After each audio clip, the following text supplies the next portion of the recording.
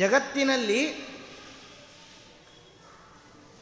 ಲಕ್ಷ್ಮೀದೇವಿ ನಾವೆಲ್ಲ ಮಾಡುವಾಗ ಹಾಗೇನೆ ಎಲ್ಲ ನಮ್ಮ ಲಾಭಕ್ಕೋಸ್ಕರ. ಆದರೆ ಲಕ್ಷ್ಮೀನಾರಾಯಣರು ಲಾಭಕ್ಕೋಸ್ಕರ ಮಾಡ್ತಾ ಇಲ್ಲ. ಹೌದು, ಲಾಭಕ್ಕೋಸ್ಕರನೇ. ಯಾರಿಗೆ ಲಾಭ ಅದು ವಿಚಾರ ಮಾಡಬೇಕು ನಾವು. ಅದಕ್ಕೆ ನಾರಾಯಣನಿಗೆ ಪುರೋಹಿತ ಅಂತ ಹೆಸರು. ಪುರೋಹಿತ ತಾನು ಮಂತ್ರ ಹೇಳಿ ತಾನು ಆಹುತಿ ಹಾಕಿ ಅದರ ಪುಣ್ಯವನ್ನು ಯಜಮಾನರಿಗೆ ಕೊಟ್ಟು ಹೋಗ್ತಾನವನು.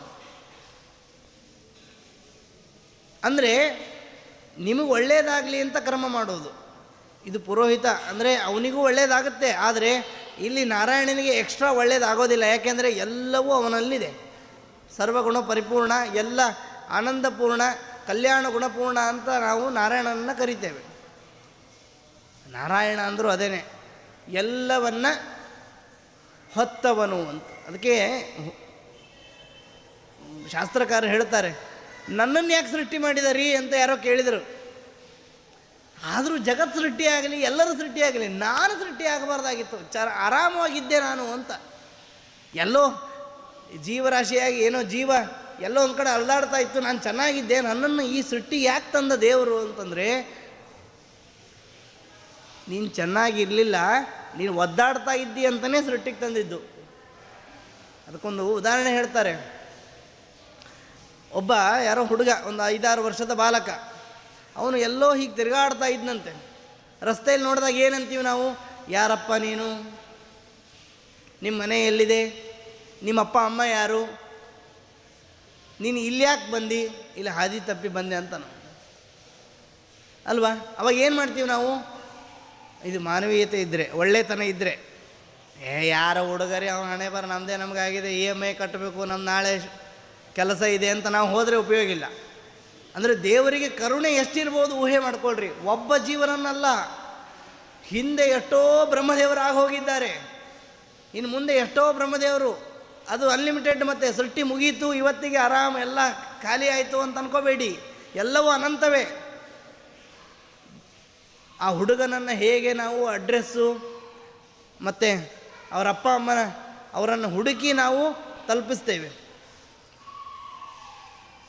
ಒಂದು ವೇಳೆ ಪೇರೆಂಟ್ಸ್ ಇಲ್ಲ ಅಂದ್ಕೊಳ್ರಿ, ಅಪ್ಪ ಅಮ್ಮ ಇಲ್ಲ, ಅನಾಥ ಅಂದ್ಕೊಳ್ಳೋಣ, ಅವಾಗೇನು ಮಾಡ್ತೀರಿ, ಅವಾಗೇನು ಮಾಡಬೇಕು?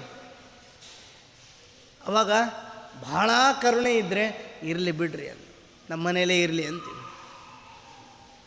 ಇಲ್ಲಿ ವಿಚಿತ್ರ ಅಂದರೆ ಅಜ್ಞಾನದಿಂದ ಅನಾಥನಾಗಿದ್ದ, ಒಳಗಡೆ ಪರಮಾತ್ಮನ ಬಗ್ಗೆ ಗೊತ್ತಿದೆ, ತಿಳ್ಕೊಳ್ಬೇಕು ಅಂತ ಜ್ಞಾನ ಇದೆ. ಹೌದು, ನನಗೂ ಯಾರೋ ಒಬ್ಬ ಅಪ್ಪ ಅಮ್ಮ ಇದ್ದಾನೆ ಅಂತ ಅವನಿಗೆ ಗೊತ್ತಿರುತ್ತಲ್ಲ ಹುಡುಗನಿಗೆ. ಆ ರೀತಿ ಆ ಮಗುವನ್ನು ಬಹಳ ಕರುಣೆ ಇದ್ದರೆ ನಾವೇ ಸಾಕುವಂತೆ ತಂದೆ ತಾಯಿಯಾಗಿ ಜಗನ್ನಾಥನಾಗಿ ನಮ್ಮನ್ನು ರಕ್ಷಣೆ ಮಾಡ್ತಾ ಇದ್ದಾನೆ. ಯಾವ ರೀತಿ ರಕ್ಷಣೆ ಅಂದರೆ ನಮಗೆ ಅರ್ಥವೇ ಆಗೋದಿಲ್ಲ. ಎಲ್ಲ ರೀತಿಯಿಂದ ಸೈನ್ಸಲ್ಲಿ ಪ್ರೂವ್ ಮಾಡಲಿಕ್ಕೆ ಆಗೋದಿಲ್ಲ. ಒಂದು ಜೀವದಲ್ಲಿ ಅಂದರೆ ಜೀವ ಅಂದರೆ ಬದುಕುತ್ತಿರುವ, ಎರಡಿವೆ ಅಲ್ವಾ, ಒಂದು ನಾನ್ ಲಿವಿಂಗು, ಲಿವಿಂಗ್ ಅಂತ. ಬದುಕುತ್ತಿರುವ ಈ ಜೀವದಲ್ಲಿ ಒಂದು ಊಹೆ ಮಾಡ್ಕೊಳ್ರಿ, ಲಕ್ಷ್ಮೀನಾರಾಯಣರು ಇಬ್ಬರೂ ಇದ್ದಾರಂತೆ.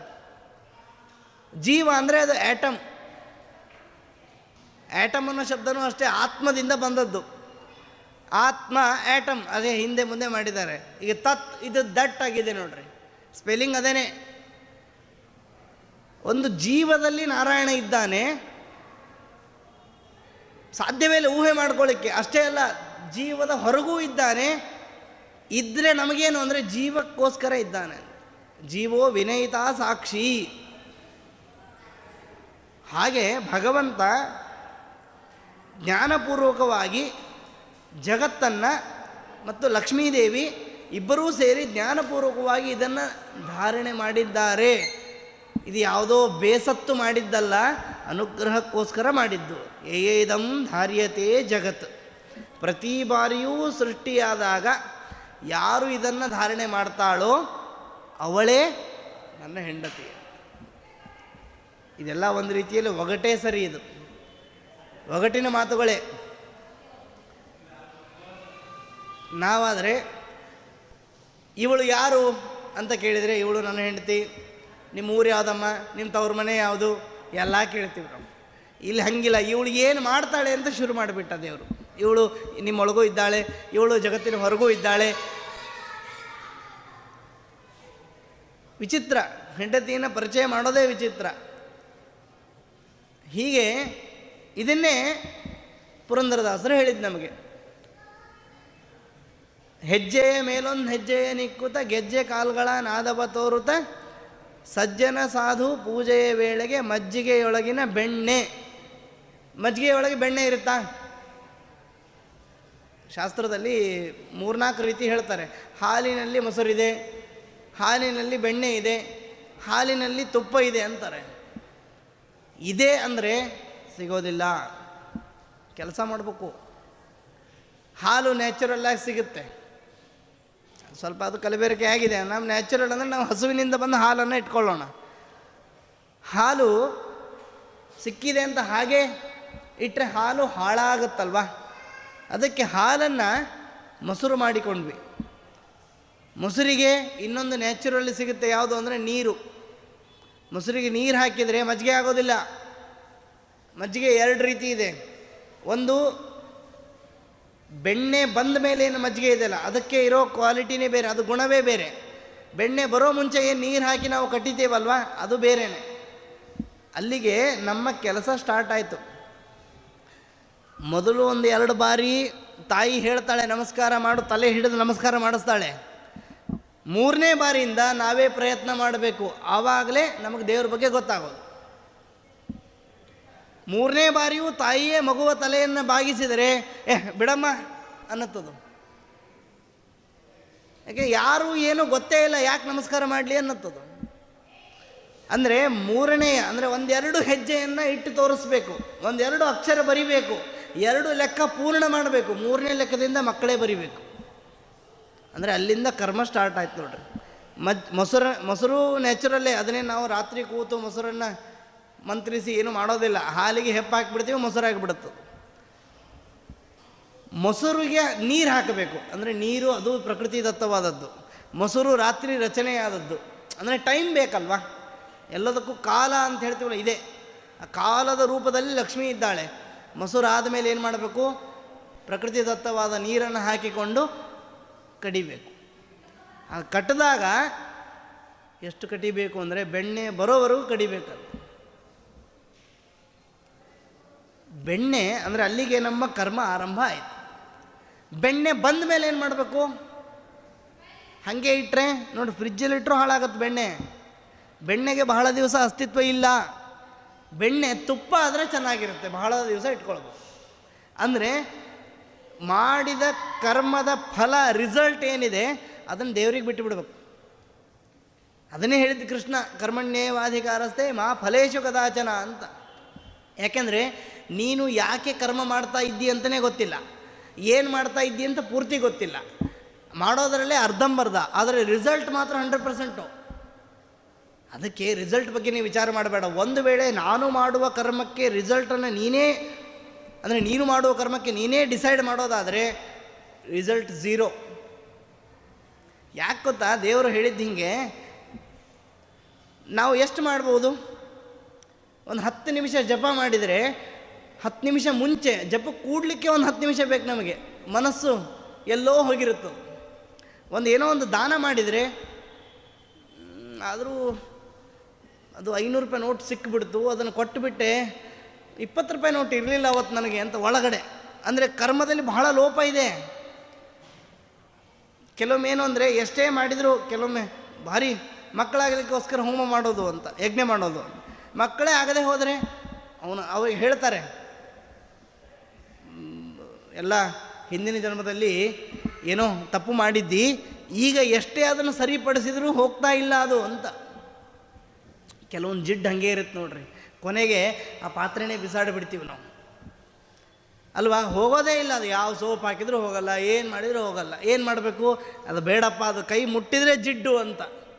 ಅದಕ್ಕೆ ಏನು ಮಾಡ್ತೀವಿ? ಅದರ ಜಾಗದಲ್ಲಿ ಬೇರೆ ಪಾತ್ರೆ ತರ್ತೀವಿ. ಅದೇ ಇನ್ನೊಂದು ಜನ್ಮ. ಈ ಜನ್ಮದಲ್ಲಿ ನಿನಗೆ ಆಗೋದಿಲ್ಲ, ಏನು ತೊಳೆದ್ರೂ ಹೋಗೋದಿಲ್ಲ, ಮುಂದಿನ ಜನ್ಮದಲ್ಲಿ ಆಗ್ತಾರೆ ಅಂತ. ನಿನಗೆ ಅಷ್ಟೂ ಮಕ್ಕಳಾಗಬೇಕು ಅಥವಾ ಏನೋ ನಿನ್ನ ಕಾರ್ಯ ಆಗಬೇಕು ಅಂತಂದರೆ ಹೋಗು ನಾರಾಯಣನನ್ನು ಶರಣಾಗು ಅಂತ. ಆ ನಾರಾಯಣನನ್ನು ಶರಣಾಗಲಿಕ್ಕೆ ಅಷ್ಟು ಬೇಗ ಮನಸ್ಸು ಬರಲ್ಲ. ಯಾಕೆಂದರೆ ಅವನು ಶನಿವಾರ ಹನುಮಂತ ಅಂದಿರ್ತಾನೆ, ಶುಕ್ರವಾರ ಮಹಾಲಕ್ಷ್ಮಿ ಅಂದಿರ್ತಾನೆ, ಒಂದೊಂದು ದಿವಸ ಒಂದೊಂದು ದೇವರು ಅಂತ ಬಂದು ಅಲ್ವಾ. 6 ದಿನ ಇದೆ, 1 ದಿನ ರಜೆ, 1 ದಿನ ಒಂದು ಕಂಪ್ನೀಲಿ ಕೆಲಸ ಮಾಡೋಣ, ಈ ಇನ್ನೊಂದು ದಿನ ಇನ್ನೊಂದು ಕಂಪ್ನೀಲಿ ಆಗುತ್ತಾ ಅಲ್ವಾ. ಈ ಇಷ್ಟೊಂದು ಕಂಪ್ನಿ 3-4 ಕಂಪ್ನಿ ಬಿಟ್ಟರೆ ಅವ್ರನ್ನ ಜಾಬಿಗೆ ತೊಗೊಳ್ಳಲ್ಲಂತೆ. ಎಷ್ಟೇ ಸ್ಕಿಲ್ ಇರಲಿ ಏನೇ ಇರಲಿ ಭಾಳ ವಿಚಾರ ಮಾಡ್ತಾರೆ, ಇವು ಯಾಕೆ ಬಿಟ್ಟಿದ್ದಾನೆ, ಇವನೇನೋ ಸಮಸ್ಯೆ ಇದೆ, ಇವನು ಸರಿಯಾಗಿ ಕೆಲಸ ಮಾಡಲ್ಲ ಅಂತ. ಮಜ್ಜಿಗೆ ನೋಡ್ರಿ, ಬೆಣ್ಣೆ ಬಂತಲ್ವ, ಬೆಣ್ಣೆಯನ್ನು ಏನು ಮಾಡಬೇಕು, ದೇವರಿಗೆ ಅರ್ಪಣೆ ಮಾಡಬೇಕು, ದೇವರಿಗೆ ಬಿಟ್ಟು ಬಿಡಬೇಕು.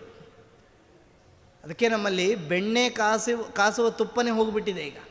ಈಗೆಲ್ಲನೂ ಕರ್ಮದಿಂದ ವಿಮುಖರಾಗ್ತಾ ಇದ್ದೀವಿ. ಅಬ್ಸರ್ವ್ ಮಾಡಿರಿ ನೀವು. ಇವಾಗ ಎಲ್ಲಿ ಕುಳಿತರೂ ಅದೆಲ್ಲ ಸಿಗ್ತಾ ಇದೆ. ಈಗ ಕುಳಿತಲ್ಲೇ ಎಲ್ಲ ಇದೆ. ಈಗ ಆರ್ಡ್ರ್ ಮಾಡಿದರೆ ಹೂವು ತುಳಸಿ ಸಮೇತ ಬರುತ್ತೆ. ಈಗ ಬೇಡ ಫ್ಯಾನು ಆಫ್ ಮಾಡಲಿಕ್ಕೆ ಎದ್ದು ಆಫ್ ಮಾಡ್ತಿದ್ವಿ, ಇಲ್ಲ ಇಲ್ಲೇ ರಿಮೋಟು, ಗೆಸ್ಚರು, ಹಿಂಗೆ ಅಂದರೆ ಎಲ್ಲ ಆಫ್ ಆಗುತ್ತೆ. ಈಗ ನಮ್ಮ ಋಷಿಗಳು ಅದನ್ನು ಮಾಡಿದರು, ಅದೆಲ್ಲ ನೋಡಿದ್ರಿ, ಸರಿ ಇಲ್ಲ, ಇದು ಯಾವುದೂ ಮೋಕ್ಷದಾತ ಅಲ್ಲ, ಮೋಕ್ಷ ಕೊಡೋದಿಲ್ಲ ಅಂತ ಬಿಟ್ಬಿಟ್ರು ಅವರು. ಎಲ್ಲ ಮಾಡಿ ನೋಡಿದ್ದಾರೆ ಅವರು, 10,000 ವರ್ಷ ಕೂತ್ಕೊಂಡಿದ್ದಾರೆ ಅವರು. ಎಲ್ಲ ಪ್ರಯೋಗ ಮಾಡಿ ಕೊನೆಗೆ ಇಲ್ಲ, ಇದು ಸರಿಯಲ್ಲ ಅಂತ. ಯಾವುದೂ ಒಳಗಡೆಯಿಂದ ಆನಂದ ಕೊಡೋದಿಲ್ಲ, ಉದಾಸೀನ ಜಾಸ್ತಿ ಆಗ್ತಾ ಇದೆ. ಅದಕ್ಕೆ ದೇವರ ಮುಂದೆ ಈ ಬೆಣ್ಣೆಯನ್ನು ಅರ್ಪಣೆ ಮಾಡಬೇಕು. ಅದಕ್ಕೆ ಬೆಣ್ಣೆ ಕಾಸೋದು ಅಂತ, ಅದು ಕಾಯಬೇಕು, ಅಂದರೆ ಬಿಸಿ ಹತ್ತಬೇಕು. ಅದಕ್ಕೆ ಬಿಸಿ ಹತ್ತಿದಾಗ ಬಹಳ ದಿವಸ ಇರುತ್ತೆ ರಿಸಲ್ಟ್. ಮತ್ತೆ ಕರ್ಮ ಆರಂಭ, ಮತ್ತೆ ತುಪ್ಪ ಭಾಳ ದಿವಸ ಉಳಿಯಲ್ಲ, ಅಂದರೆ ಹಾಳಾಗಲ್ಲ, ಆದರೆ ಬಳಸ್ಕೊಂಡ್ಬಿಡ್ತೀವಿ. ಇದು ನಾರಾಯಣನ ಉದ್ದೇಶ. ಅದನ್ನು ಪುರಂದರದಾಸರು ಮಜ್ಜಿಗೆಯೊಳಗಿನ ಬೆಣ್ಣೆಯಂತೆ, ಅಂದರೆ ಈಗ ಬೆಳಗ್ಗೆ ಎದ್ದೆ, ಈಗಿನಿಂದ ಕರ್ಮ ಆರಂಭ ಆಯಿತು, ಇದು ಬೆಣ್ಣೆ ಬರೋವರೆಗೂ, ಅಂದರೆ ಕರ್ಮದ ರಿಸಲ್ಟ್ ಏನು, ಕರ್ಮದ ಫಲ ಯಾವುದು ಅಂದರೆ ಭಗವಂತನ ಅನುಗ್ರಹ. ಭಗವಂತನ ಅನುಗ್ರಹ ಆಗೋವರೆಗೂ ನಾನು ನಿಲ್ಲಿಸೋದಿಲ್ಲ, ಮಥನ ಮಾಡ್ತಾನೇ ಇರ್ತೀನಿ ಅಂತ. ಶ್ರೀಕೃಷ್ಣಾರ್ಪಣಮಸ್ತು. ಹರೇ ರಾಮ ಹರೇ ರಾಮ, ರಾಮ ರಾಮ ಹರೇ ಹರೇ, ಹರೇ ಕೃಷ್ಣ ಕೃಷ್ಣ ಕೃಷ್ಣ ಹರೇ ಹರೇ.